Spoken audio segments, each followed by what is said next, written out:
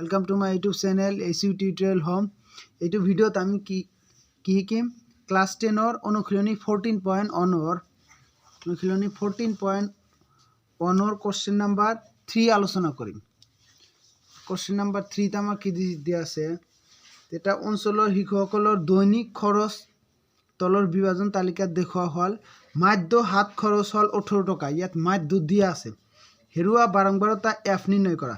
ইয়াত আমাৰ শ্ৰেণী অন্তৰাল দিয়া আছে বাৰংবাৰতা দিয়া আছে কিন্তু বাৰংবাৰতাৰ মাজত এটা এফ দিয়া আছে আৰু এফৰ মান আমাক কি কৰিব লাগে নিৰ্ণয় কৰিব লাগে। গতিকে মাধ্যমত দিয়া আছে আমি এফ নিৰ্ণয় কৰিম।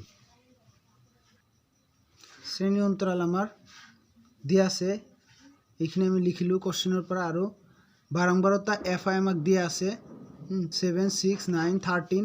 এফ 5 4 হৈছে এইখিনি আমাক দিয়া আছে। এতিয়া আমি কি কৰিম শ্ৰেণী সূচক বাহিৰ কৰিম। শ্ৰেণী সূচক মানে এক্স আই বাহিৰ কৰিম কেনেকৈ যে শ্ৰেণী অন্তৰাল যে নিম্ন সীমা আৰু উচ্চ সীমা যে আছে এই দুটা আমি কি কৰি দিম যোগ কৰি দিম। যোগ কৰি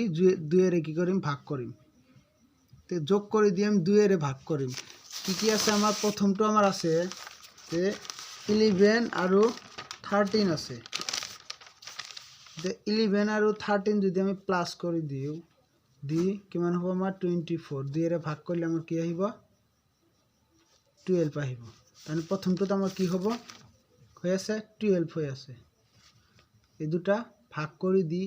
যোগ কৰি দি 2 এৰে ভাগ কৰিছো কিমান হল 12।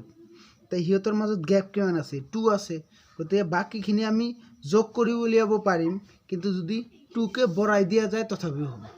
তাৰ পিছটো কিমান হ'ব 14 6 16 তাৰ পিছত কিমান হ'ব আমাৰ তাৰ পিছত হ'ব আমাৰ 18 তাৰ পিছত হ'ব 20 22 24 ঠিক আছে। কেনেকৈ বাহিৰ কৰিলো যে শ্ৰেণী অন্তৰাল নিম্ন সীমা আৰু উচ্চ সীমা যোগ কৰি 2 এৰে ভাগ কৰিছো কৰি ইয়াত বহাই দিছো ঠিক আছে। প্ৰথমত এটা বাহিৰ কৰিলে তাৰ লগত যিখিনি গ্যাপ আমাৰ এইচ যিমান আছে যোগ কৰি দিলে গোটেইখিনি হৈ যায় হৈছে শ্ৰেণী সূচক আমি পালো। ইয়াৰ পিছত আমি এতিয়া আমি কথা হল যে এই অঙ্কটো কোন নিয়মত কৰিম যে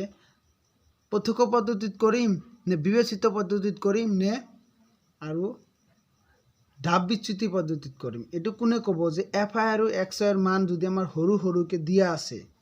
পূরণ করতে আমার যদি ইজি হয়েছে তার মানে আমি কি করে পারিম প্রত্যক্ষ ডাইরেক্টে করে পারিম। কিন্তু এটু আমার পূরণ করতে অলপ হয়ে আছে এটু আর এটু পূরণ করতে অলপ অসুবিধা হয়ে আছে এই কারণে আমি এটু কি করিম বিবেচিত পদ্ধতিতে যাম ডি আই করিম ঠিক আছে। ডি আই ইকুয়ালটা আমার কি হবো এক্স আই মাইনাস এ ঠিক আছে। এতিয়া এ তো আমার ধরিব লাগবে এ আমার কি করবে লাগবে ধরিব লাগবে। গতিকে ধরা হল এ ইকুয়াল টু আমার কি হবো এই যে আমার শ্রেণী সূচক যে আছে ইয়াত শ্রেণী সূচক যে আছে শ্রেণী সূচকৰ মাজত 1 2 3 4 5 6 7 মানে মাজত কোনটো হবো 4 নম্বৰটো 1 2 3 4 মাজত আমার কি আছে 18 আছে। গতে এ ইকুয়াল টু আমার কিমান হবো 18 হবো। শ্রেণী সূচকৰ পৰা এ ধৰি লৈছো কোনটো ইয়াৰ মাজতটো যেহেতু 7টা আছে গতে মাজত কোনটো 4 নম্বৰটো মাজত হবো মানে এ আমার কিমান হল 18 ঠিক আছে। এটা D I equal to X I minus A গোটেইখিনি এক্স আই তো ইয়াৰ পৰা আমি এ বিয়োগ কৰিব লাগে এৰ মান প্ৰথমটো যদি আমি চাও যে আমাৰ এক্স আই প্ৰথমটোত কি দিয়া আছে যে এক্স আই আমাৰ দিয়া আছে 12 ইয়াৰ পৰা আমাক বিয়োগ কৰিব লাগে এ তাহলে এক্স আই মাইনাস এ যদি হয় তাহলে এক্স আই এর মান প্ৰথমটো আছে 12 তার পিছত মাইনাস এ মানে কি 18 সমান সমান আমার কি হবো 12 পৰা 18 বাদ দিলে মাইনাস কিমান থাকিব 6 আহিব। প্রথমটোত আমার কি হয়েছে মাইনাস 6 ঠিক আছে। প্রথমটোত হয়েছে আমার মাইনাস 6 পিছত আমার কি হবো যে minus 6 D I equal to X I minus A তো এ আমার কি আছে এ ধরিছো আমি কি 18 এ আমার কিমান ধরিছো এ ধরিছো 18 হইছে। গতিকে এতিয়া আমি কি কৰিম এই এক্স আই এৰ গোটেইখিনিৰ পৰা আমি কি কৰিম 18 টো কি কৰি দিম বিয়োগ কৰি দিম ঠিক আছে। 18 টো আমি কি কৰি দিম বিয়োগ কৰি দিম। এতিয়া যদি বিয়োগ কৰো কেনেকুৱা হ'ব যেনেকুৱা x I minus A xi প্ৰথমতে যদি আমাৰ 12 প্ৰথমটো আছে 12 12 ৰ পৰা 18 বিয়োগ কৰিলে -6 থাকিব 14 ৰ পৰা 18 বিয়োগ কৰিলে -4 থাকিব 16 ৰ পৰা 18 বিয়োগ কৰিলে -2 থাকিব আকৌ 18 ৰ পৰা 18 বিয়োগ কৰিলে 0 হ'ব 20 ৰ পৰা 18 বিয়োগ কৰিলে 2 আৰু 22 ৰ পৰা 18 বিয়োগ কৰিলে 4 আৰু 24 ৰ পৰা 18 বিয়োগ কৰিলে 6 এই মানখিনি আমি কত বহাই দিছো di ইকুৱেল টু কি আছিল xi মাইনাস aj ইয়াত তাতে কি কৰিম এইখিনি ক্যালকুলেশনখিনি বহাই দিম যে -6 -4 2 0 2 4 6 এনেকে পাইছো হৈছে তাৰ পিছত আমি কি কৰিম fi আৰু di কি কৰি দিম পূৰণ কৰি দিম ঠিক আছে তো fi আৰু di যদি পূৰণ কৰি দি লিখা হৈছে fi আৰু di 7 6 গুণ কিমান হ'ব আমাৰ 42 তাৰ পিছত 6 4 গুণ 24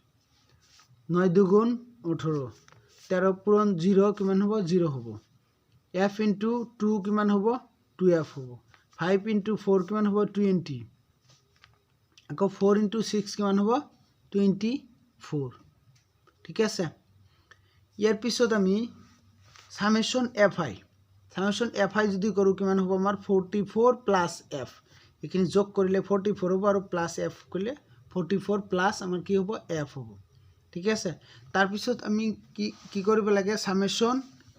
fi di কৰিলে আমাৰ কিমান হ'ব যেটো মাইনাস ইয়াত বেছি আছে ইয়াত আমাৰ কি আছে মাইনাস বেছি আছে গতিকে মাইনাস থাকি যাব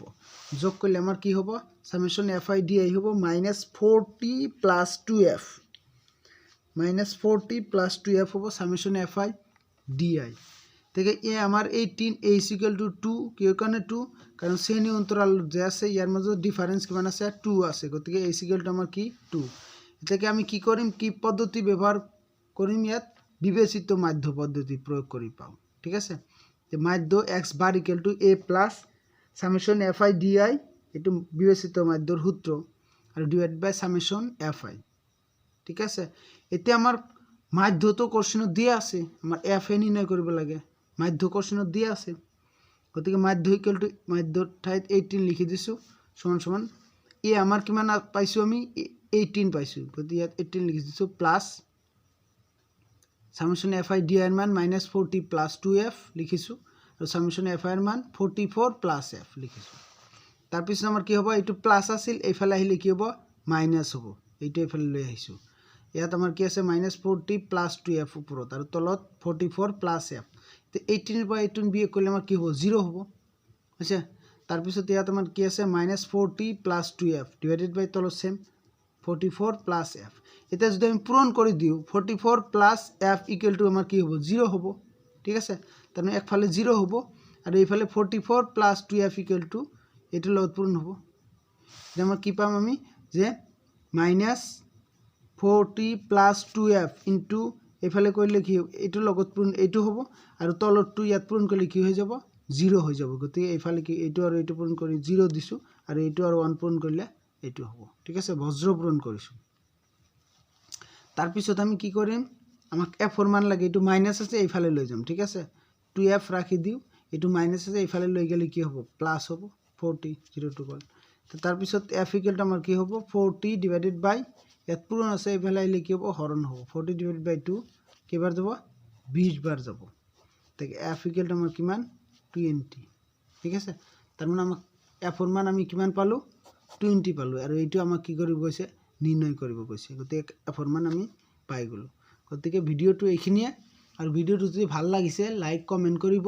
শেয়াৰ কৰিব আৰু বাকি বিলাক ভিডিও এৰ আগত আৰু যিবিলাক আছে এইবিলাক ভিডিও দিয়া আছে গতিকে চেনেলটো সাবস্ক্ৰাইব কৰি দিবা আৰু বেল আইকনটো দবাই দিবা যাতে আৰু নতুন নতুন ভিডিও পাই থাকা ধন্যবাদ।